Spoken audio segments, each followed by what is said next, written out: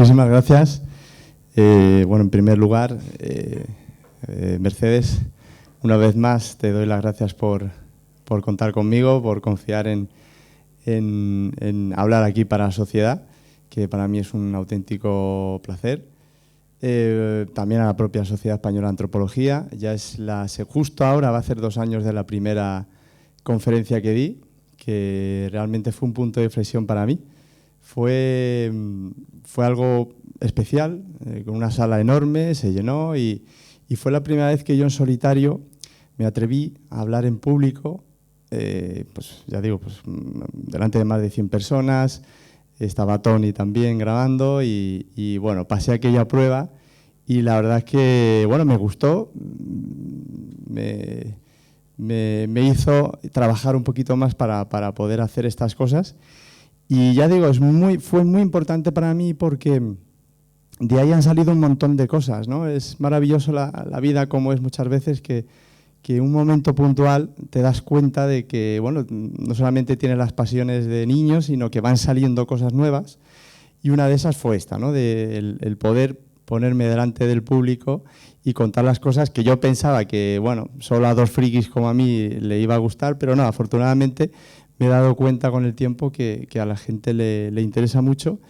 Y ya digo, a raíz de ahí, de esa motivación, pues luego han ido surgiendo cosas, ¿no? De hace poco pues ya empecé a escribir para la revista Año Cero, que era como un sueño, de hacer conferencias también programas de radio, aparecer en televisión, en fin, que la verdad es que se me ha ido un poco de las manos, pero bueno, yo encantado, la verdad, ¿no? Pero nunca me lo hubiera esperado y todo empieza más o menos en esa primera conferencia que di para la sociedad. También todo empieza un poco en este viaje. Este viaje fue en el 2011 y, como bien ha dicho Mercedes, bueno, era un viaje soñado, he tenido la suerte de hacer muchos, pero este era el que siempre más me había apetecido, ¿no? Pero era un viaje difícil de hacer, también un poco costoso. La ruta que yo quería hacer era unos 7.000 kilómetros. Y ya digo, aparte de ser mi auténtico sueño de la zona oeste de Estados Unidos, también cumplí otro, ¿no? Que era, a mí me costó mucho esfuerzo por el precio que tenía el hacer la carrera de piloto. Y otro de mis sueños era sobrevolar por mí mismo el Gran Cañón, ¿no? No depender del típico avioneta de turista, sino, bueno, yo con la licencia norteamericana que me saqué, pues poder alquilar una avioneta, luego veremos un par de fotos.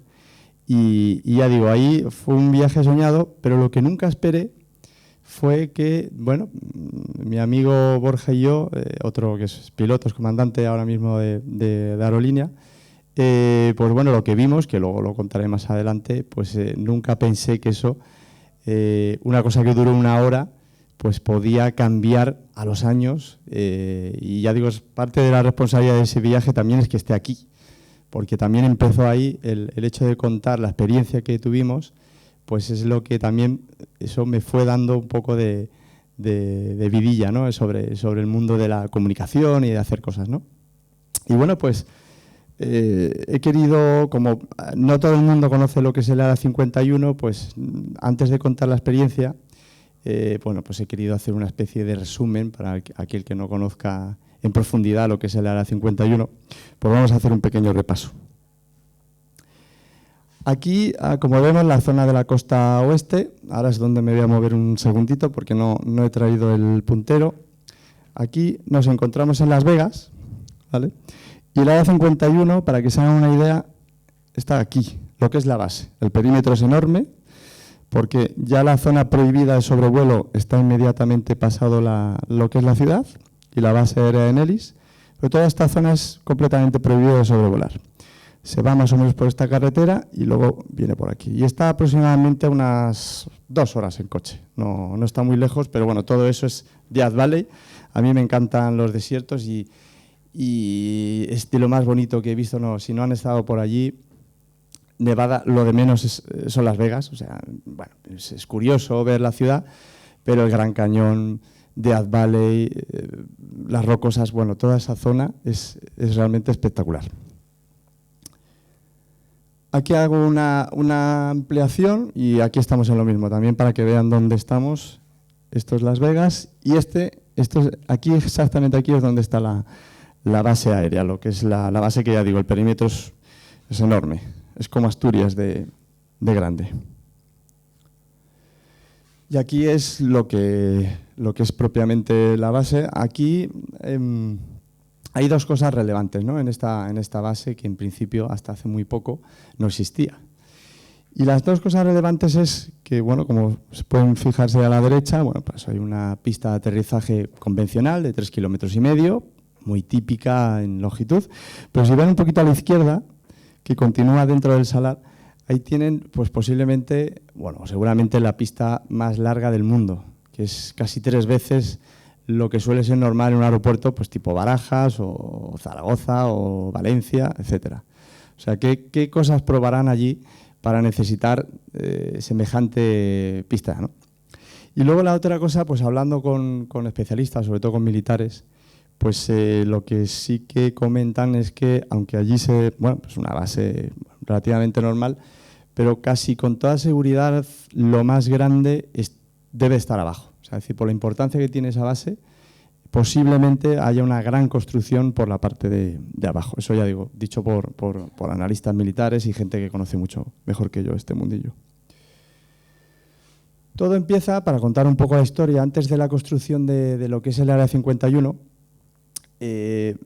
esa zona del desierto del Valle de la Muerte, ahí es donde se inician las pruebas de las bombas nucleares en los años 40. Entonces, un sitio, verdad, que es ideal, porque ahí no hay nada, ni animales siquiera, o sea que es una zona ideal para probar ese tipo de cosas. Y como el gran Juan Gómez, un amigo periodista y que tiene un grandísimo programa de radio, él tiene una conferencia que a uno le deja estupefacto, ¿no? Porque él relata muy bien cómo, bueno, así son los gobiernos, ¿no? Es decir, los americanos en este caso no tuvieron ningún problema, por supuesto con civiles en otras zonas que no fueran Estados Unidos, pero sí que probaron incluso con sus propios soldados. Supongo que serían todos rasos, obviamente, pero bueno, esto es lo que hacen también muchas veces los gobiernos bueno, aparte de mentir y bueno, que vamos a decir que no esté pasando ahora y que no lo veamos, ¿no? Pero bueno, todo empieza en eso, ¿no? Las pruebas nucleares que empezaron en Estados Unidos en Nuevo México, en Alamogordo, y en la zona de lo que luego sería el Área 51. También aquí empieza, perdón, con el mito del tema de los ovnis, ¿no? Con el tema ufológico. En Roswell, que está en Nuevo México, no está muy lejos de Las Vegas, pues ahí se hizo muy famoso el teórico, bueno, pues el accidente que tuvo un ovni en esa zona y lo que abre un poco el tema de la especulación y la desclasificación, etcétera, es que, bueno, por primera vez, y creo que única, los militares, bueno, el jefe de la base de Roswell, como teniente coronel, no me acuerdo si era coronel o teniente coronel, pero bueno, el mando supremo de esa base reconoce públicamente que han recuperado los restos de un objeto, bueno, ahí pone flying saucer, o sea, platillo volante, y con cuerpos, ¿no? Y ahí es cuando, ya digo, empieza todo el tema de los encubrimientos de este tema, porque al día siguiente se desdice completamente y ahora resulta que es un globo aerostático y que aquellos cuerpos eran maniquíes. Bueno, pues, yo a nivel personal creo que normalmente un mando de una base, además hay que recordar que Roswell era de las pocas que también tenían capacidad nuclear, con lo cual pues era de las bases aéreas más importantes que tenía en todo Estados Unidos. Con lo cual a mí me cuesta creer que un jefe de esa base, que seguramente haya sido piloto, porque todos los mandos tienen que pasar primero por ser pilotos, que pueda no reconocer un globo aerostático y, en fin, a mí me cuesta, que puede ser, quiero decir, no sé tampoco mucho del tema, pero a mí me cuesta que alguien de repente diga que esto no es tecnología humana y al día siguiente resulta que era un globo aerostático. Pero bueno, ahí lo dejamos. Pero digo, ahí es cuando empieza un poco el tema OVNI, el tema de una base aérea, en fin, todas estas cosas, toda la relación que tienen los militares. Y esta persona, para quien no la conozca, es verdad que no sale mucho y yo creo que para mí es de las personas más interesantes en este mundillo. Para mí es un ídolo porque para mí tiene de los currículum vitae más increíbles de la historia humana, porque Edgar Mitchell, este hombre, bueno, primero se formó nada más y nada menos que en el MIT de Massachusetts como ingeniero aeroespacial. Luego se hizo piloto militar, condecorado. Estuvo además en la guerra de Corea, le tocó. Era tan buen piloto que le hicieron piloto de pruebas. No todo el mundo llega a hacer eso. Más tarde se hizo doctor en ciencias, lo coge la NASA, es el sexto hombre en caminar sobre la Luna. O sea, imagínense la experiencia que tiene este hombre, las capacidades, tanto a nivel psicofísico, y luego termina, una vez que se sale de la NASA, termina creando su propio laboratorio científico. O sea, es un personaje que yo creo que tiene unas capacidades sobradamente demostradas. Y este hombre, en 2008, a mí me impresionó bastante, porque si ustedes ponen en YouTube Edgar Mitchell entrevista, en una radio, supongo que sería británica por el acento que tenía el locutor, pues lo típico que bueno, hablaron de todo un poco, pero llega el típico momento de que él, oye, pues usted cree en los aliens y tal, en los extraterrestres, y él, bueno, dijo sí, no, y él remarcó que no solamente es que creyera, sino que él sabía que sí que había existido, ¿no? Entonces, bueno, si ustedes lo ven, verán la sorpresa del locutor, que no se lo terminaba de creer y siempre decía, pero esto no será una broma típica. Y el hombre, no, además por su situación de haber estado en la NASA y haber, supongo que accedido a cosas que normalmente la gente no puede, pues él reconoció que él había obtenido información de que habíamos sido visitados y que aquello era real. Lo dijo varias veces, un discurso normal, como cabe esperar de alguien como él. Y ya digo, el locutor no salía de su asombro. Y además da la casualidad de que Edgar Mitchell nació en Roswell. Y él aprovechó también para decir que lo de Roswell fue verdad. Quiero decir que cuando muchas veces dicen, bueno, pues los pilotos, controladores, etcétera, ¿no? Que somos categoría A o no sé qué, que puede ser, pero si este hombre dijo eso, a mí por lo menos ya me dice que puede que haya algo, ¿no?, de realidad. Pero realmente Bob Lazar, este señor, a finales de los 80, este es el hombre que pone en el mapa en el mundo lo que es la base del Área 51, porque de repente en un programa de televisión local de Las Vegas, pues él aparece con la cara tapada y demás, pero es la primera vez que, según él, un científico que trabaja allí para la base, él reconocía que estaba trabajando con material de origen extraterrestre. Claro, aquello pues se hizo, en esa época no había internet, pero se hizo viral y bueno, se hizo eco a nivel mundial y bueno, según siempre sus declaraciones, pues él se asustó, se ve que intentaron atentar contra él y entonces ya dio la cara. De esto ha pasado ya pues como 30 años y hace poco salió un documental y él seguía con el mismo discurso. O sea, no ha cambiado para nada. Él sigue insistiendo que él estuvo de científico, de físico y que trabajó en el Área 51. Y él además dio detalles que luego se ha podido comprobar, porque en esa época pues prácticamente nadie sabía de la existencia de esa base en esa zona. Años después, en el 2013, por fin la CIA reconoce la existencia, o la USAF reconoce la existencia de dicha base. Y también se desclasifica los prototipos, estamos hablando de aviones de los años 60, se desclasifica que allí se probaron los aviones pues, más modernos que en teoría tenía tanto la USAF, lo que es el Ejército del Aire norteamericano, como la CIA, porque la CIA casi que tenía más importancia, porque Estados Unidos necesitaba desarrollar aviones para poder meterse en el espacio aéreo ruso y poder vigilar qué es lo que estaban haciendo, qué armamento tenía. En Cuba, por ejemplo, ese avión fue fundamental en la crisis de Cuba, que fue el avión que descubrió los misiles nucleares que estaban poniendo los rusos. Y ya digo, es una maravilla de avión. Posiblemente sea el avión más difícil de volar que yo conozca, pero la verdad es que es una maravilla de avión. Otra maravilla, que es el SR-71 Blackbird. Este es el avión, siguen diciendo que es el avión más rápido del mundo. Me niego a pensar que Estados Unidos con con la economía que tiene y la inversión que tiene en el ejército, no haya superado eso ya desde hace tiempo, porque vuelvo a comentar que este avión tendría ya más de 60 años. O sea, bueno, siguen. Oficialmente este es el más rápido, pero me niego a pensar que los estadounidenses no tengan algo mucho más complejo.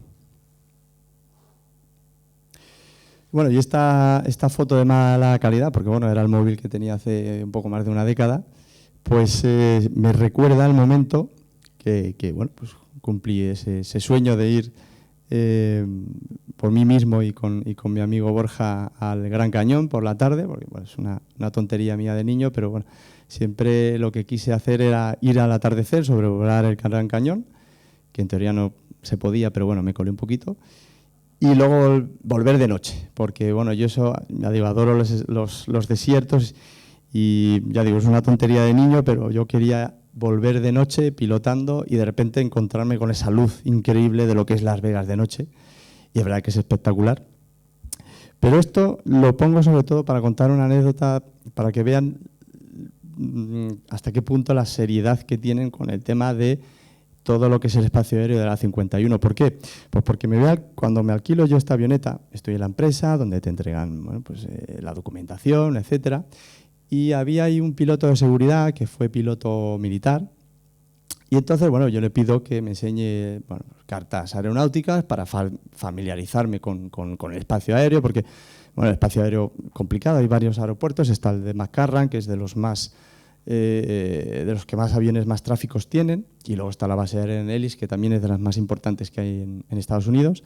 Entonces digo, bueno, para no liarla, me voy a ir haciendo un poco por dónde puedo ir. Y entonces, cuando estoy hablando con este piloto ex piloto militar, yo, haciendo el tonto, pues le quiero hacer la broma de, bueno, pues cuando salga del Henderson Executive Airport, que es donde alquilé yo el avión, digo, bueno, yo voy a seguir para el norte, voy a evitar McCarran, obviamente, pero bueno, me voy a pasar por encima de la base aérea, yo de broma. Bueno, la respuesta de este hombre fue, pues muy bien. Digo, ¿cómo? Digo, pero se puede sobrevolar. Claro, es verdad que Estados Unidos no tiene nada que ver con el resto del mundo para volar, nada. O sea, es el primer mundo y el resto somos el cuarto o quinto mundo, ¿no? Entonces, cuando este hombre me dice, sí, no pasa nada, y digo, ¿pero qué se puede hacer? Y me dijo, sí. Y dice, hombre, lo único cuando estés en el aire, comunica antes de que vas a sobrevolar la base, pero tú la puedes sobrevolar. Bueno, yo me quedé alucinado, por supuesto, para nada iba a ser mi intención sobrevolar.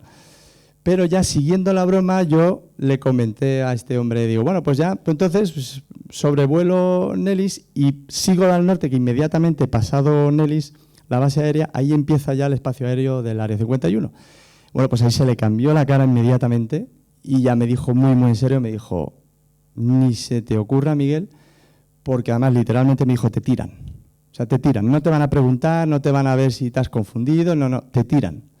Entonces ahí es cuando ya vi hasta qué punto jugar con eso pues podía ser peligroso. Por supuesto, ya digo, lejos de mi intención hacer nada. Mi intención era despegar y hacer un 180 y hacia el Gran Cañón que estaba detrás mía. O sea que no tuve, vamos, ni la más mínima intención, pero sí que me dejó claro hasta qué punto lo tienen como algo peligroso. Y esto viene a colación un poco porque en el aeropuerto internacional de McCarran, el principal que hay en Las Vegas, hay una zona militar y operan este tipo de aviones, que por lo menos tiene la matrícula. November, eso significa que es matrícula norteamericana. Este por lo menos la lleva, hay otros que ni siquiera llevan eso. Entonces, para un piloto se hace muy raro ver aviones de tipo comercial. Este es un Boeing 737, un poco antiguo, el 200 creo, sí. Pero claro, un avión tipo comercial sin ningún tipo de matrícula, este sí por lo menos lleva, pero sin ningún otro tipo de identificación, yo no lo había visto nunca en mi vida. Pero efectivamente, cuando nos acercamos al aeropuerto de McCarran, desde la calle principal, desde el Strip, ahí se pueden ver, o sea que no hay mucho problema para poder verlos. Y estos son los aviones que llevan a los trabajadores de la 51 a diario a la base, que es un vuelo prácticamente parabólico, porque son 200 kilómetros, despegas, supongo que llegarás como mucho a 12, 13.000 pies y ya estás preparando la aproximación, no da tiempo para mucho más. Pero esto luego viene a colación porque parte de lo que vimos, en un principio pensamos que fue eso, que luego al final no. Bueno, aquí quería mostrar por lo menos una foto de mi amigo Borja Arias, que ya digo, está haciendo un carrerón en la aviación, aparte de comandante, pues es piloto de pruebas y también instructor. O sea que este gran amigo mío es el que me acompañó en esta y en otras aventuras, también arqueológicas, que es de lo que suelo hablar, pero en esta estuvo el presente. Lo que pasa es que él tiene base en Leipzig, entonces es muy difícil que él pueda asistir en alguna de las conferencias que yo he dado. Ahí si lo ven, está un poco cortada la foto, pero ahí pone Extraterrestrial Highway, la autovía de extraterrestre, o la carretera extraterrestre. Luego entendí por qué. Porque lo que vimos nosotros, aquello está relativamente cerca ya del perímetro del Área 51, pero bueno, aquello que vimos tuvo que iluminar toda esa parte, pero todo. Entonces, por eso entendí que aquello lo llamaran la carretera extraterrestre. Esta es una foto con más calidad, esta se la pedí a otro investigador amigo mío, a Luis Tobajas, porque ya digo, mis fotos pues eran de baja calidad, no iba preparado, y esto es una foto de hace 2 años que él estuvo por allí. Pero esta es una de las entradas, y si ven ahí al fondo una cosa blanca, ahí es cuando empieza un poco, uno se acerca a esa primera entrada y de repente aparece una pequeña van típica norteamericana en el que esto siempre lo digo muchas veces, soy muy pesado con esto. Esto entre amigos pues se cuenta muy fácil, muy tal, pero cuando uno está ahí y sabe cómo son los americanos, impresiona. O sea, ya eso de que te aparezca justo cuando tú estás saliendo del coche y en la loma aparezca ese vehículo como diciendo, cuidado, que aquí estamos, que te puedes meter en un buen jaleo. Y luego, pues bueno, pues tiene esos letreros que también se hicieron en los años 80 cuando se descubrió por Von Lazar, el hecho de que, bueno, pues tienen una ley que si tú cruzas un pie y te disparan, no hay ningún juez, no hay nada que ellos le den ni la más mínima responsabilidad. Si tú te metes, ellos están absolutamente autorizados a dispararte. No hay ningún problema para ellos a nivel legal. Es más, de hecho pasó, ahora me acuerdo, que hace un montón, ya en los años 90, posiblemente por polvo radiactivo o de cosas que estuvieran probando, el propio Bill Clinton, si no recuerdo mal, él intentó meterse por una serie de muertes de una población cercana a investigar qué es lo que había. Se subió hasta el Tribunal Supremo o algo así y no hubo manera. O sea, intentar meterse con estas zonas es completamente imposible. Esta foto también de Luis Tobajas, la única población pequeñita, pues son 18 o 17 cabañas como ese tipo, que hay relativamente cerca del Área 51, se llama Rachel, es una localidad, ya digo, muy pequeñita, y tiene esa famosa hamburguesería que ha salido en programas, en películas y demás, y bueno, pues por hacer la tontada, nos fuimos allí y es otra de estas casualidades que te ocurren que luego te van a cambiar, ¿no? Y ahí justo cuando la idea que yo tenía era de, cuando se hiciera el atardecer, irnos ya para Las Vegas, porque bueno, el desierto, pues ya digo, tenía la oportunidad de estar en muchos y procuro evitar estar de noche, porque bueno, si te pasa algo, pues estás un poco vendido en una zona donde prácticamente no pasa nadie y bueno, pues procuro evitar eso, ¿no? Pero justo la dueña del local, hablando con ella, pues le comentaba lo típico de dónde eres, somos españoles, somos pilotos y tal, y nos dijo, pues mira, las últimas noches ha habido bastante movimiento de aviones de combate. Entonces, claro, eso es lo que a nosotros nos anima a decir, oye, pues mira, como esto era el 2011, todavía no se había reconocido la base, pues a nosotros nos hacía mucha ilusión de repente decir, oye, pues si bueno, hacemos un poco, esperamos que se haga un poco de noche, pues una base que trabaja eminentemente de noche. Esperamos a que se nos haga de noche y oye, pues a ver si vemos algo, por lo menos, ¿no? De esa tontería de decir, oye, hemos visto por lo menos aviones que estaban en una base que en teoría no existe. Por esa tontería, pero bueno, eso es lo que nos motiva a nosotros al final a que se hiciera de noche. Justo ahí al atardecer, pues ahí esta es la entrada principal, la más famosa. Bueno, digo, bueno, pues vamos haciendo las típicas fotos y demás. Y bueno, pues aquí, claro, yo ahí lo de peligro por fuego no sabía realmente si era porque se pudiera quemar algo o porque te pudieran disparar. Pero bueno, ahí eso ya ha desaparecido. Pero bueno, digo, es curioso que estaba en alto. Digo, a ver si la vamos a liar todavía. Y aquí el punto ese rojo es el punto más o menos exacto donde yo tenía un mapa en el iPad primero que creo que había. Ahí yo me cogí un mapa para tener preparado las zonas, las diversas entradas. Ahí tienen a la derecha Rachel, el sitio este que hemos comentado antes, y el Salar, eso es lo que sería la base. O sea, ese es el punto más cercano que uno puede estar de lo que es la base en sí, ¿no? Me he contado unos 20 kilómetros aproximadamente. Y justo hacia arriba, esa es la única zona llana, porque a la derecha, si ven, ahí son montañas. Entonces, bueno, pues yo vi que justo en ese lado de la carretera, antes de ya tirar hacia la izquierda, que ya coge uno la extraterrestre highway, digo, bueno, vamos a quedar ahí, a ver si nosotros vemos algo. Como no éramos, ya, insisto, se dice muy, muy tranquilamente aquí, pero ya era de noche, en mitad del desierto, ni un alma, y al lado de la base aérea, en teoría más secreta del mundo. El coche lo pusimos mirando hacia afuera, por si teníamos que salir por patas. Quiero decir que las cosas hay que decirlo. Yo estaba a la derecha, yo era el copiloto en ese momento, y entonces ahí es cuando empieza ya un poco, a los 15 minutos, se hizo de noche y a los 15 minutos, ahí es cuando empezó todo. Ahí es cuando de repente yo a mi derecha veo por esta zona, veo más o menos por aquí, que baja muy rápido Yo, francamente, lo reconocí sin ningún problema como unas landing lights, unas luces de aterrizaje comunes, salvo o por la excepción de el color, porque la intensidad de la luz, las landing lights son las más potentes que lleva un avión, que tienen un alcance más o menos de 10 kilómetros, pero se ven desde mucho más lejos. Pero esa intensidad a mí me pareció exactamente la misma, salvo que era un poco entre naranja y amarillo. O sea, todas son blancas, tanto militares, de avionetas, aviones comerciales, todas las landing lights son blancas. Bueno, pues en este caso era de un color así entre anaranjado y amarillento, y cayó muy rápido, y yo lo pude ver, nada, un segundo, y Borja apenas vio un destello.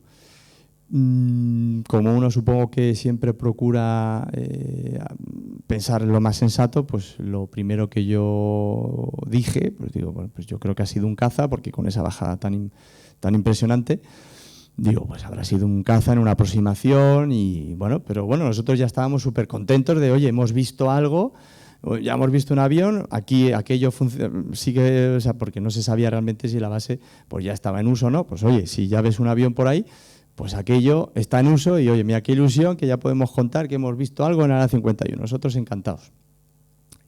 Eso nos motiva un poco, nos envalentona, y entonces ya el coche lo pusimos mirando hacia adelante, ¿vale?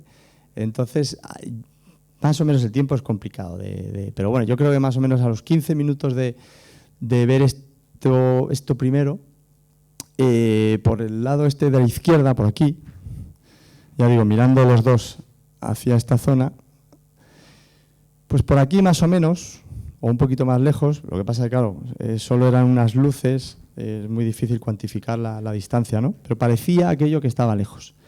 Entonces veo lo que a mí me pareció exactamente la misma luz que vi al principio, salvo que aquello estaba parado. Bueno, entonces, claro, salimos del coche, pues bueno, era diciembre, y aunque había viento calma, pero hacía bastante frío ya por la noche.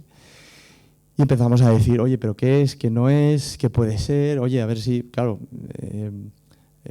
luna nueva, cielo impresionante, ni una nube. A ver si que no estamos tan acostumbrados a ver estos cielos así, a ver si, porque hay veces, parece mentira, pero hay veces que Júpiter o Venus, en según qué época del año y hora, puede parecer también unas landing lights, ¿eh? Y más que encima son tonalidades blancas. Entonces digo, a ver si va a ser... Sí que pensamos que podían ser los aviones Janet de los que antes he hablado. Digo, a lo mejor cuando tienes un avión, que aunque vaya a 300 o 400 kilómetros por hora, pero si lo tienes enfrente, parece que está quieto. Entonces, hasta que no hace un viraje, no te das cuenta que aquello viene para acá, ¿no? Entonces, bueno, pues lo que pensamos, por sensatez, era que aquello seguramente pues sea el Boeing 737, que va varias veces a la base aérea, a la base del Área 51. Digo, bueno, pues va a ser eso, y ahora cuando haga el viraje de aproximación, pues supongo que ya se verán las beacon lights, las otras típicas luces de de un avión comercial. Cuando, de repente, aquello empieza a moverse de una forma que ya dijimos, ostras, ¿esto qué es? Aquello empieza a moverse de una forma, una rapidez absoluta, comparar. Yo siempre lo recuerdo de forma horizontal, aunque hace no mucho Borja me dijo, pues yo creo que una vez sí que se movió vertical. Bueno, yo recuerdo que los movimientos eran horizontales, pero claro, de una velocidad tal que, claro, aquello ya empezó a asustarnos un poco, ¿no? Decir, ostras, y además lo típico, ¿no? Yo lo recuerdo ahora con una sensación muy estresante, porque claro, Death Valley, el Valle de la Muerte, no hay un bicho viviente, o sea, y no hay nada de ruido y viento calma, con lo cual solo se escuchaban nuestras dos voces. Pero estar viendo eso, entonces era como muy estresante aquello, ¿no? Y aquello pues se movió de una forma, ya digo, impresionante. Si aquello estaba, bueno, pues si tenía alguien dentro, pues aquellas Gs eran imposibles, porque el cuerpo humano entrenado, pues bueno, puede llegar a 10 Gs más o menos, pero aquello, no sé, no sabría cuantificar el número de Gs, pero 4 o 5 veces aquello, o sea, es imposible. Y aquello de repente, bueno, pues se apaga o desaparece, lo dejamos de ver porque es de noche, entonces, bueno, ser una luz con apagar, pues ya parece que desaparece, ¿no? Lo dejamos de ver y ahí nos quedamos un rato, pues, un poco alucinados, ¿no? De que cómo puede ser, esto es increíble, pero es que esto no es normal, esto... y yo siempre lo digo, ¿no? Nosotros, más que por pilotos, por apasionados de la aviación desde pequeños, porque en la carrera de piloto te enseñan a volar, pero no te enseñan los tipos de aviones, ¿no? Pero nosotros desde pequeñitos, tanto Borja como yo, siempre hemos sido muy frikis y vemos un avión, sabemos perfectamente qué tipo de avión es. Yo he tenido la oportunidad de volar hasta caza. Quiero decir que sabemos perfectamente que si hay algo que pueda hacer eso o no. Y eso, desde luego, se escapa fuera de lo que nosotros sepamos como pilotos, ¿no? Pero ahí no queda ahí la cosa. Pasa el rato, hacía bastante frío.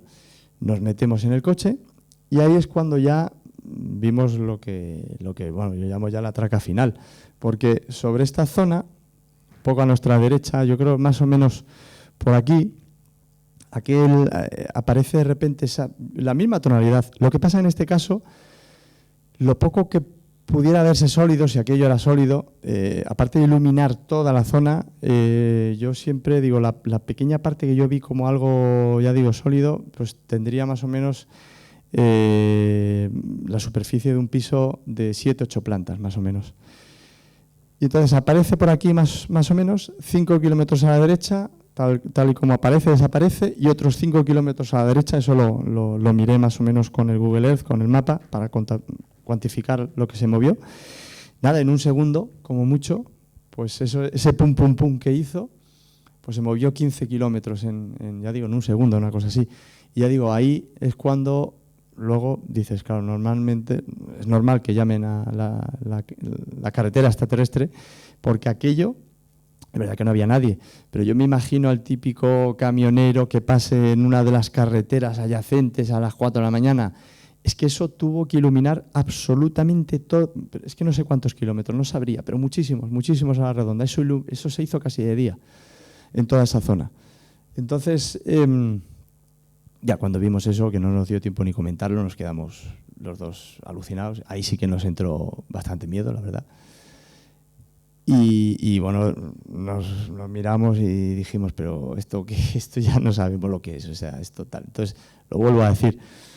De noche, 2 españoles ahí solos y viendo además cosas que, aunque toda esa zona, esa carretera es una carretera pública, nadie te puede hacer nada, pero sí que daba la sensación de que estabas viendo algo que no debería de hacer mucho gusto a la gente que estuviera ahí trabajando y haciendo lo que sabrá Dios lo que estuvieran haciendo, ¿no? Y entonces ahí dimos por terminada nuestra estancia, porque ya llegamos a tal nivel de estrés que dijimos, mira, vámonos, porque ya teníamos bastante miedo. Luego, claro, a todo lo pasado sí que hemos dicho alguna vez de ¿y si nos hubiéramos quedado? Porque aquí, yo siempre lo digo, he visto un montón de documentales, he leído libros, vídeos de YouTube de gente que va a hacer vídeos y tal, nunca aparece nada. Y yo siempre digo, parecen las rebajas, el día que estuvimos parecían las rebajas del avistamiento, porque es que es increíble. Y pues sí, debimos quedarnos. Mira, me hubiera gustado quedarme porque yo no sé si hubieran pasado más cosas o no, no lo sé, pero es verdad que nos asustamos y dijimos, mira, vámonos. Y es verdad que nos fuimos. De camino también tuvimos que parar 2 veces, una porque sí que creo que no había duda de que era una formación nocturna, nunca lo había visto, pero por el ruido eran cazas, aviones de caza, además tenían beacon lights, otras típicas luces que aparecen en todos los aviones, o sea que ningún problema. Pero luego otra vez tuvimos que parar porque ahí sí que vimos también beacon lights, es decir, sin ninguna duda eran las típicas luces rojas en flashing que se suelen ver en los aviones, pero en este caso a mí nos pareció un avión bastante grande, muy grande. Eso no podía ser una formación, aparte luego no hacía ningún tipo de ruido, era un poco raro. Pero bueno, ya nosotros estábamos ya que solo queríamos llegar al hotel, cada uno en su habitación, a dormir y de hecho mi hermana siempre lo recuerda. Yo mandé un WhatsApp o un mensaje y lo comenté a mis padres y a mi hermana, decir, mira, hemos visto una cosa y tal, pero hoy no vamos a hablar de eso. Mañana ya, cuando nos despertemos y demás, y de hecho fue tan fuerte que, porque estas cosas, hombre, pues a uno que le apasiona y no, pues lo típico es de ponerlo en el Facebook enseguida. Nos dio tanto miedo que no llegamos a colgar nada. No dijimos nada, solo a la familia, y luego ya poco a poco, y sobre todo ya cuando salimos de Estados Unidos, pues es cuando empezamos ya a decir, bueno, ahora ya lo podemos contar, pues ya no nos puede pasar nada, que no nos hubiera pasado nada seguramente, pero bueno, te daba esa sensación al estar en un país extranjero, sobre todo Estados Unidos, pues que te podías meter en algún jaleo, ¿no? Y eso es lo que vimos. Luego, con el tiempo, yo siempre cuando, como decía Mercedes, ¿no?, que yo voy a decir lo que a mí me parece, ¿no? Este avión, que es un poquito más moderno de los otros que he mencionado, se hizo muy famoso en la Guerra del Golfo, porque ahí es cuando, bueno, pues tuvo su salida al público, ¿no? Pero este es un avión de principio, creo, del 62 o una cosa así. Para hacer un avión, el diseño y el desarrollo es muy anterior. O sea, un avión tarda bastantes años en hacer el primer vuelo de prueba. Y ya digo, este avión, si hoy en día han pasado más de 60 años, a mí me sigue pareciendo una pasada. Creo que tampoco se sabe todavía de qué material es. Ya ha dejado de ser tan indetectable como lo fue en un primer momento, pero sigue siendo una pasada de avión. Entonces yo sin negar el tema OVNI, porque a mí es un tema que me gusta y yo creo que existe, pero sí que precisamente por esa experiencia siempre he dicho cuidado con lo que se ve. ¿Por qué? Porque si esto tiene 60 años, claro, lo que decía antes, con la inversión, la capacidad que tiene, el dinero que tiene Estados Unidos en la inversión militar, si esto de hace 60 años, ¿qué es lo que han podido desarrollar, ¿no? De hecho, el propio presidente de la Lockheed, que es una compañía de aviones militares, y encargado de un área más secreta todavía, que es de Scanworks, él hace ya, pues creo que 20 años o cosas así, lo dijo antes de morir, ¿no? Dijo, si George Lucas, el de Star Wars, viera lo que tenemos hoy en día, se quedaría alucinado. O sea, entonces yo en ese momento pensé, claro, en el 2011, que es cuando vimos aquello, que después de 60 años, ¿qué pueden tener? Es que no sabemos lo que pueden tener. Y debe ser algo increíble. Y por eso decía antes que me niego a pensar que no hayan construido, después de 60 años, un avión más rápido que el Blackbird.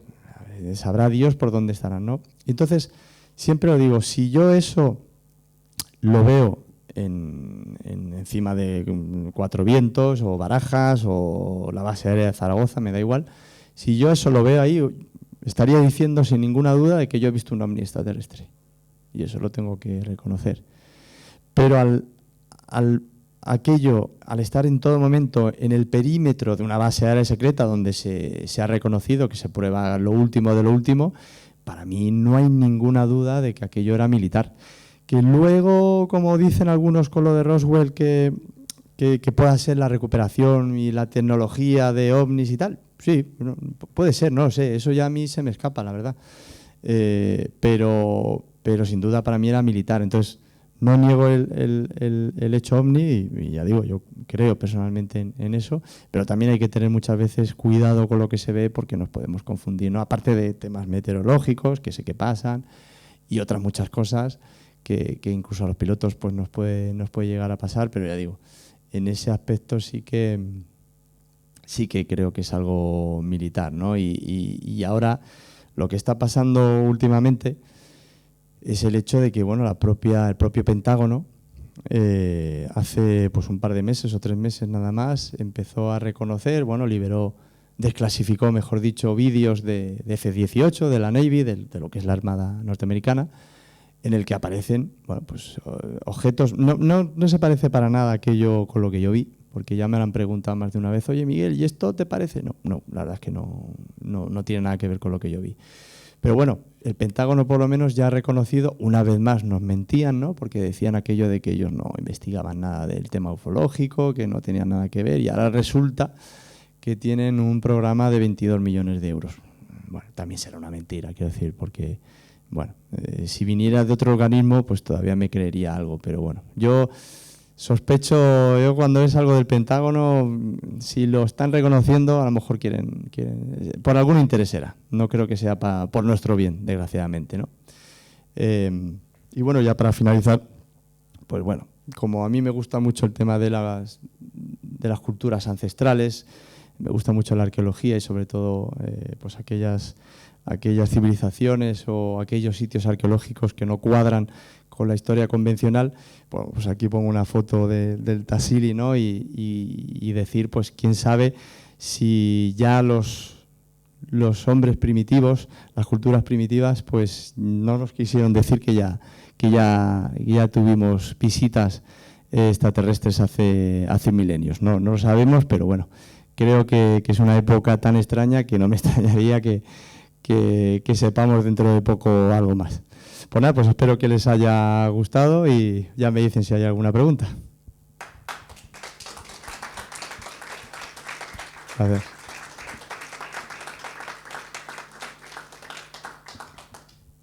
¿Hay alguna pregunta por aquí? Aunque no veo.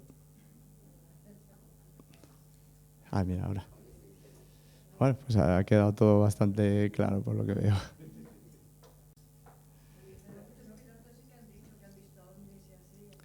Sí, el propio Borja, mi colega Borja, él me enseñó una foto una vez de algo que brillaba más o menos a su mismo nivel de vuelo y que no aparecía en el radar del avión, porque en el avión detecta objetos y él incluso pidió a Torre, a control aéreo, que si tenía algún tráfico y bueno, aquello estaba ahí y él no estaba. Y luego le pasó también otra cosa, que él y su copiloto no supieron nada, pero les llamaron a cabina la TCP, la azafata, comentando que había un señor que estaba en la ventanilla en el lado derecho y que estaba viendo, además lo dijo así, un platillo volante. Eso llamó la atención. Por tema de seguridad, Borja no pudo dejar que entrara nadie externo al cockpit, a la cabina, pero el hombre insistía tanto que al final, bueno, pues es Borja quien sale a hablar con este señor creo que era sueco o noruego, no recuerdo bien, era ingeniero y él estaba muy interesado, dijo, oye, mira que estaba mirando esto, es verdad que él preguntó a otros pasajeros que también se dieron cuenta de aquello. Y este hombre hasta hizo un dibujo de lo que estaba viendo y demás, ¿no? Entonces es verdad que le llamó mucho la atención que ellos tampoco, no, en ningún momento apareció en el radar, en lo que se llama el TICAS, el Traffic Collision Advisory System. Y es verdad que fue curioso porque el hombre pues tenía un discurso muy normal, era ingeniero y tal, y el hombre pues dijo, oye, toma y tal, habla conmigo, lo que necesites, porque el hombre le impactó bastante. Y pues claro, él quería saber más. Entonces, ha habido muchos pilotos, tanto civiles como militares, que han tenido momentos, por ejemplo, el famoso caso Manises, a mí me parece que es espectacular. O sea, se ha intentado muchas veces bueno, pues tirarlo con que eran las cementeras o no sé qué y tal. No, yo me niego a pensar que una tripulación, en esa época creo que eran dos pilotos y el navegante, que se pudieran confundir en algo y que tuvieran tanto miedo y tener que suspender un vuelo con lo que acarrea, y más en esa época, pero ahora no tanto, pero en aquella época decir que habías visto algo raro, pues el CIMA que tenemos que pasar cada año, pues sobre todo te pueden quitar la licencia médica, ¿no?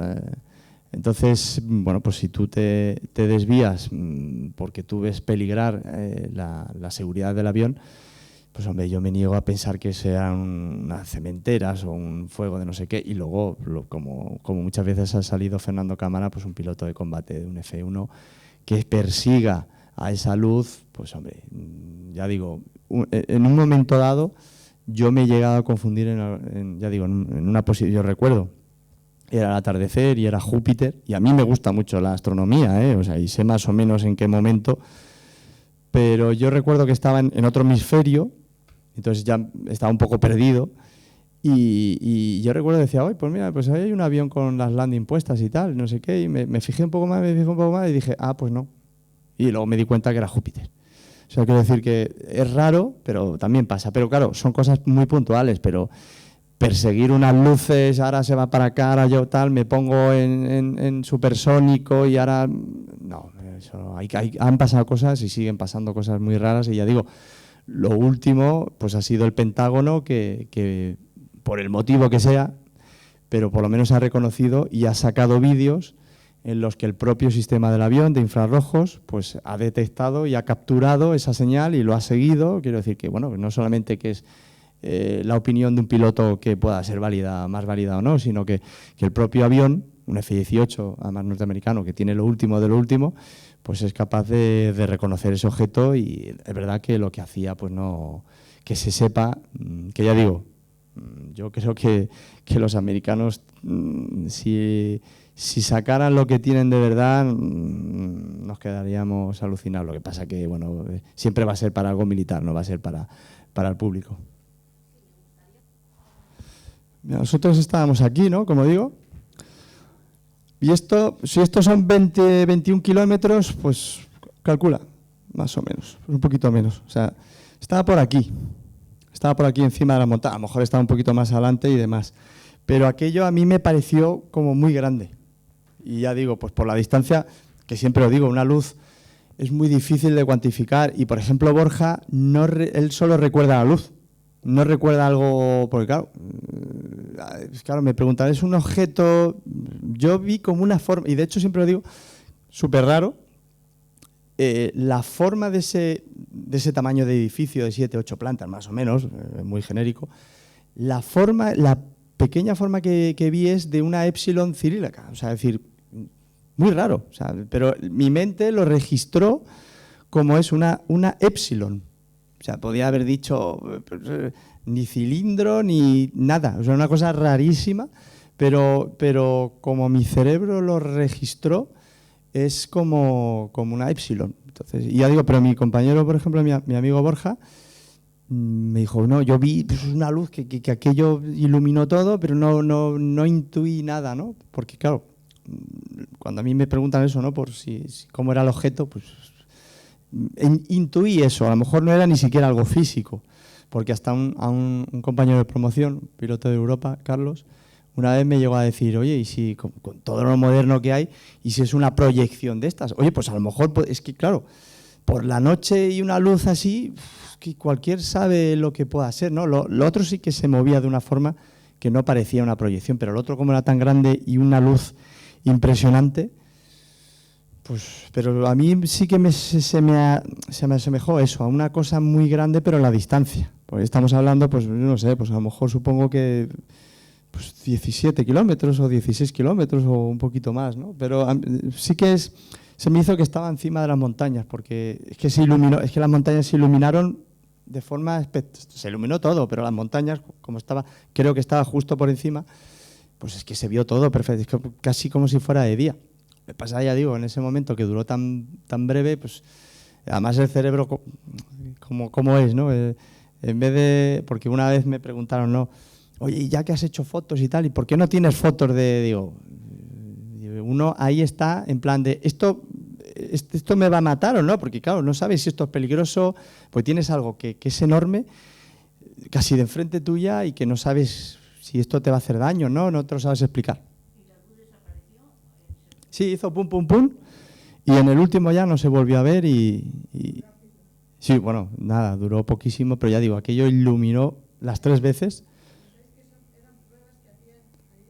Sí, yo estoy convencido de que al estar siempre en el perímetro del Área 51, para mí era algo militar, 100%, vamos. ¿No? Que luego ya digo que alguno me ha dicho, hombre, pero lo de Roswell, que dicen precisamente que lo que rescataron lo llevaron al Área 51.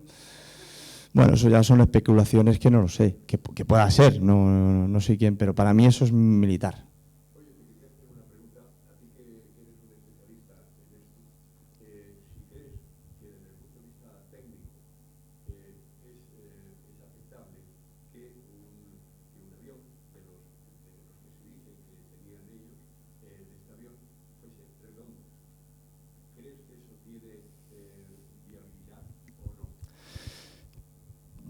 Justo después de esos aviones supongo que no, porque ahí yo creo que no tenían tecnología para desarrollar algo que no fuera tan aerodinámico, ¿no? Que no tuviera esas puntas de flecha y demás.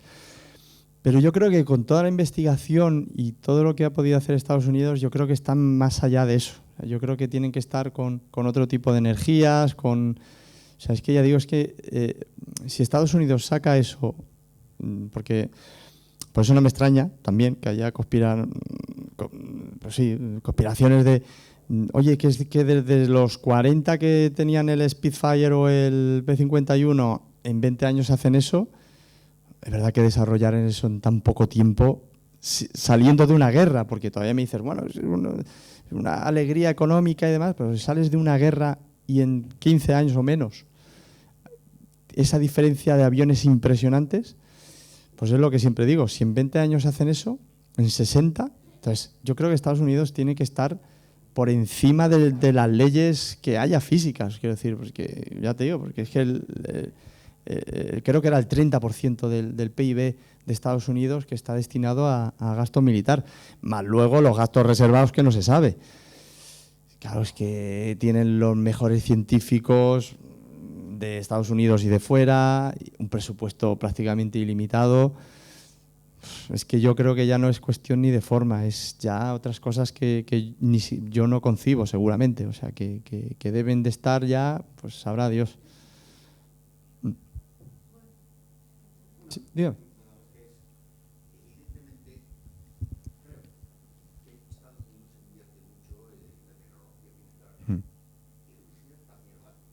Sí.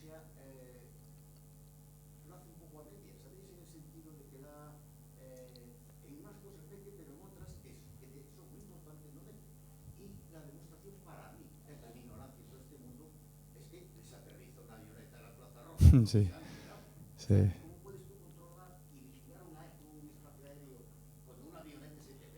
Sí. Sí.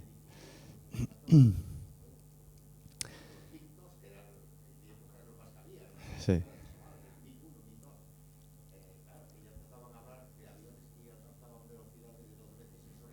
Y más.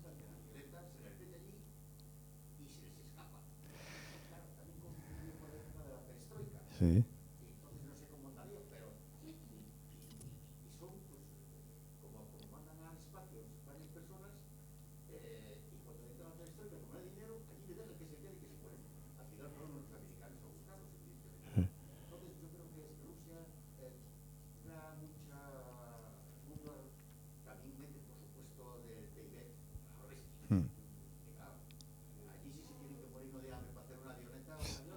Sí.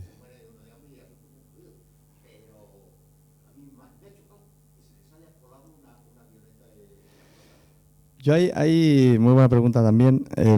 Hay dos cosas. Una, yo creo que eso que hizo ese alemán, ese chaval alemán, si lo hubieran hecho en cualquier otro país hubiera pasado lo mismo. Quiero decir, una avioneta tan bajo pasa desapercibido. Yo creo que eso se hubiera podido colar en cualquier lado, ¿eh? Es cierto que los americanos, el NORAD, lo que es el vigilante del espacio de toda América, bueno, y de todo el mundo. O sea, dudo yo que solo tengan la vigilancia de Estados Unidos, Canadá y México. Pues es verdad que ahora ya cualquier cosa, ¿no? Pero ya digo, yo creo que eso hubiera pasado en cualquier lado, porque son cosas que son difíciles de controlar. Y luego, para que se haga una idea, si no recuerdo mal, el gasto de Estados Unidos en tema militar equivale al de China, Rusia, Alemania, Inglaterra juntos. O sea, para que se haga una idea, o sea, Rusia invierte muchísimo y cada vez más. Es verdad que bueno, con la perestroika, pues es verdad que se vino abajo, la separación y demás, pero ahora Rusia ha vuelto a crecer bastante y está invirtiendo. Pero ya digo, se necesitan todos esos países que tienen un gasto descomunal para igualar a Estados Unidos. O sea, la diferencia es brutal. Y eso además sostenido en el tiempo, porque si es un año, pues tampoco te da para mucho tiempo. Pero incluso hace años todavía había más diferencia. Pero cada año Estados Unidos gasta una cantidad. Bueno, lo que pasa es que, claro, toda esa inversión son cosas para las guerras no convencionales. Y al final, pues claro, si te metes en Afganistán, te metes en Irak, que tienes que meter a la infantería, pues el problema es eso, que para desbordar a un país como Irak, a nivel de bases aéreas, misiles, etcétera, pues bueno, no tiene ningún problema. Pero claro, si lo que quieres es controlar el país, amigo, ahí ya tenemos más problemas. Y ya no hablo de Afganistán, que no pudieron los rusos en su momento, y ahora Estados Unidos tampoco. Entonces, claro, yo creo que todo el material va destinado para cosas más importantes. Sí.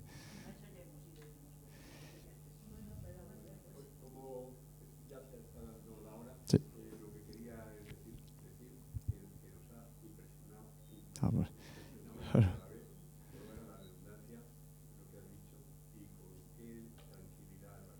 Pues muchas gracias. Y eso que no es arqueología, ¿eh? Sí, la próxima la... Pues muchas gracias. Muchas gracias a todos. Muy buenas preguntas todas, ¿eh? Muy buenas preguntas.